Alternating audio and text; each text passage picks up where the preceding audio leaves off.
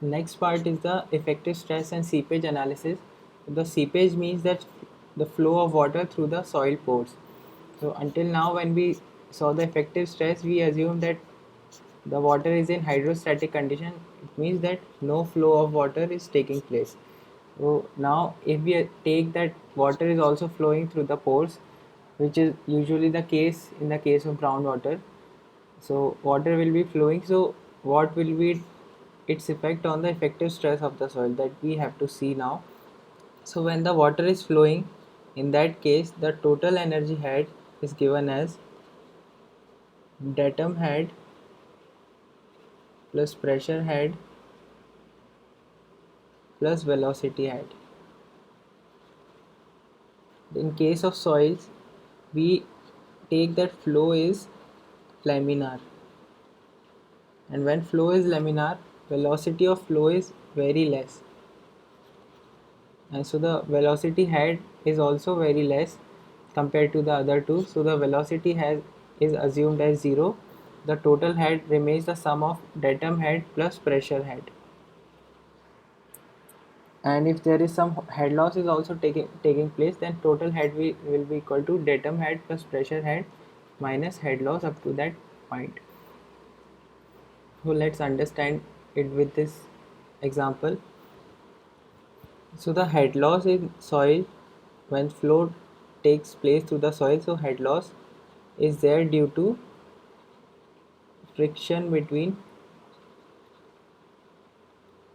soil particles and water.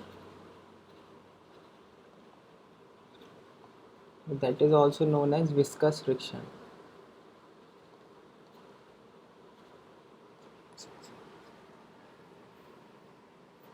So there will not be any head loss in when the it's just water, and all the head will be lost during the flow through the soil sample.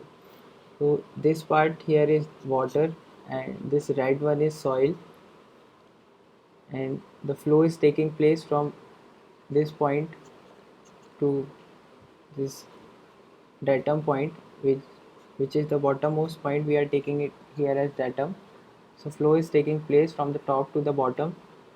So what will be the total heads, and if head loss is also taking place, so what will be the head loss, that we have to see now. So let's see these points one by one. So at point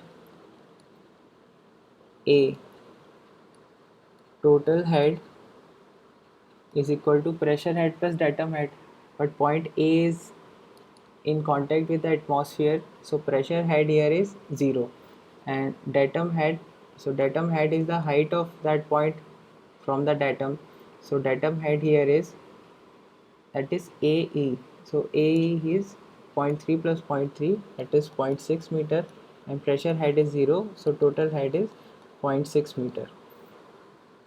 And now at point B, so point B is still in water, so still no head loss will be taking place, and so point B pressure head will be the, if piezometer is inserted at this point, so the water will still rise up to the surface, so pressure head will be AB, and datum head will be B to E, so AB plus BE, that is equal to AE, then that is 0.6 meter. So total head is still 0.6 meter, and at point C also similarly, total head will be equal to zero point 0.6 meter. Now D is the midpoint of the soil sample, but before understanding D, let's first see F. So at point F, total head is equal to pressure head plus datum head. So pressure head, because the water is rising up to here, this datum surface, so this value is 0.1 meter. This is the pressure head, and datum head, this point F is below the datum and below 0.1 meter. So datum head is minus zero point 0.1 meter. So total head here is 0. So what does it mean? That at point F, all the energy what was there in water, it has been lost. So when the water reaches at point F, it has no energy. And as I said, the head loss only takes place through the soil. It means that head loss will be taking place between point C and F. And now, how do we know how much head loss will be there at any point? So head loss is computed as proportional to the, I mean that if it is a point at z distance below, and this overall distance is h, so the head loss at this point will be z by h times the total head. So using this formula we can find out the head loss. And now let's consider the point D. Point D. So here let's see the what is the datum head. Datum head is DE. So DE is 0.1 meter. 0.1 meter. And pressure head in these cases, if head loss is taking place, so pressure head is calculated by total head minus datum head. So let's first calculate the total head. And so total head is the total head at the beginning of the flow minus head loss. So it is the total head at beginning minus head loss. So total head at beginning was how much? 0.6 meter. And head loss we can calculate by this formula. So as I said, point D is the midpoint of the soil sample. So Z here is, this is 0.2 meter, and this part is also 0.2 meter. So Z here is 0.2 meter divided by total length of flow. So total length of flow means the length of flow through soil sample, that is H, that is 0.4 meter, and times total head. So total head was 0.6 meter. So this is 2 and this will be 0.3. So total head comes out to be 0.3 meter at point D, and so pressure head here will be 0.3 minus 0.1 meter, that is 0.2 meter. And it is also shown in the piezometer that water rises up to this point, that is 0.2 meter from here. That is the pressure head. So we can see this E point also at point E. So datum head is equal to 0 because it is at the level of datum, and pressure head is equal to, if a point, it some piezometer is inserted at point E, so water level will not rise at all, so pressure head is also 0. So the total head is equal to 0. So total head reaches 0 at this point, and below this also it will remain 0, as we saw for F. Now let's understand the change in effective stress between no flow and downward flow and upward flow. So let's first consider no flow condition. So in this case, this is a soil sample. In this part, this is soil, and above this part is filled with water. So when no flow is taking place, it means the arrangement is such as that it is, the valve is closed here, so water is just filled. So if no flow is taking place, that means no head loss. So if piezometer is inserted at any point, it will rise up to the surface of the water. So we can say that total head at A, total head is what? Sum of datum head plus pressure head. So datum is again this point B, level of B is taken as datum. So datum head at A is H, and pressure head is the height of water above this point, that is H1. So total head at A is H plus H1, and let's see total head at B. So total head at B, datum, So above it is at datum, so datum head is 0, and if piezometer is inserted, so it will rise up to the surface of the water. So the pressure head is H plus H1. So it means that total head is remaining same at both points, and flow takes place from higher head, that is higher total head, to lower total head, so lower head. So both heads are equal, that means no flow of water will take place. Now let's see the stresses in this case. So the total stress at A is equal to, so total stress at A, only water is there above A, so only the stress due to water will come, that is H1 gamma W. And similarly total stress at B is equal to H1 gamma W plus H times gamma saturated. And the pore water pressure, so at A pore water pressure is H1 gamma W, and at B it is equal to H1 plus H times gamma W. So from here effective stress at A is equal to 0, and effective stress at B is equal to H1 gamma W, and here H1 gamma W. So effective stress is, as we know, it is the difference of total stress and pore water pressure. So H1 gamma W will cancel out. So the remaining will be H gamma saturated minus H gamma W. So that means H times gamma saturated minus gamma W is the submerged unit weight of water. So this is the effective stress at B when no flow is taking place. Now we'll see when downward seepage is taking place, that means simply downward flow is taking place. So when downward flow is taking place, in that case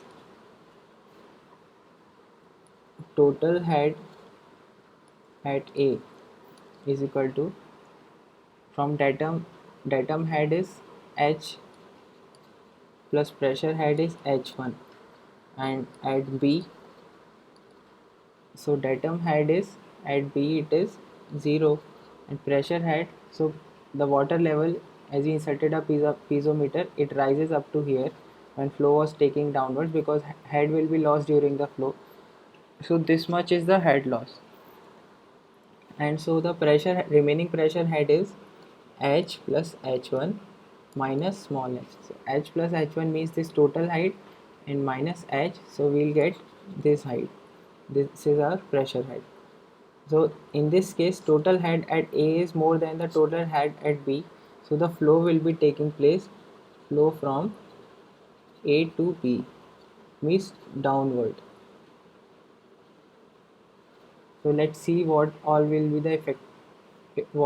the stresses in this case. So sigma A is still equal to H1 gamma W, and sigma B, it is also still equal to H1 gamma W plus H gamma saturated. But let's see what is the change in effective stress. So at A, let me first write the pore water pressure. So pore water pressure at A is equal to H1 gamma W, and pore water pressure at B. So at B, the water pressure of water is the head of water. So at B, we know that this much head of water is remaining. So head of water times unit weight of water. So this is the pore water pressure at B. Now the effective stress at A is still equal to 0, and effective stress at B is equal to H gamma W will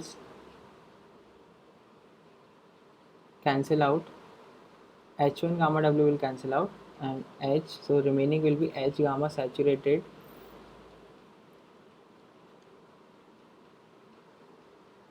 this is H1 gamma W plus H gamma saturated minus H gamma W minus H1 gamma W plus H gamma W. So H gamma saturated minus H gamma W plus small h gamma W. This is the remaining stress. So it is equal to gamma H common, and gamma saturated minus gamma W is gamma submerged plus H gamma W. This H gamma W can be written as gamma submerged plus, you can divide it by the total thickness of soil sample, or we can say total length of flow, times H into gamma W. So H by H is the head loss divided by length of flow, and which is equal to hydraulic gradient. So it can be written as H submerged unit weight plus IH gamma W. Now IH gamma W in this part, it is known as seepage pressure.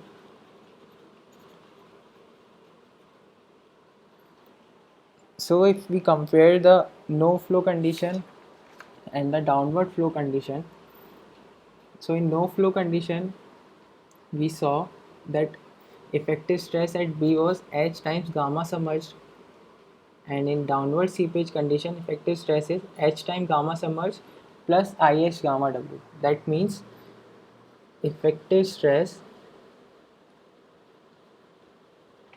increases when downward flow takes place. And why does it increases? It increases because of the seepage pressure. So seepage pressure means that these are, let's say these are the soil particles. So if water is flowing through these particles, so if we see the soil particles, so there is a drag force on these particles in the direction of flow, and because it means that if the flow is going downwards, so these particles are forced in the downward direction, and that means the effective stress is increasing.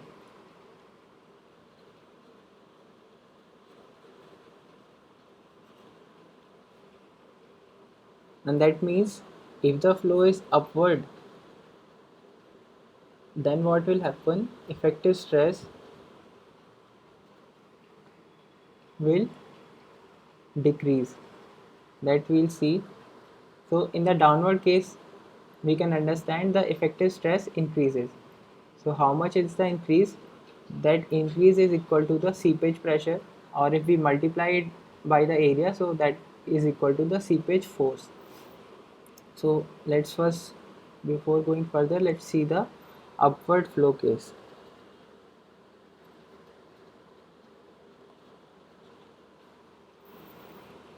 So in upward flow, water is forced to go up from this valve. So in that case, what will happen? Let's write the total heads at points. So total head at A. Total head at A is equal to H1 plus H. H1 is the pressure head and H is the datum head.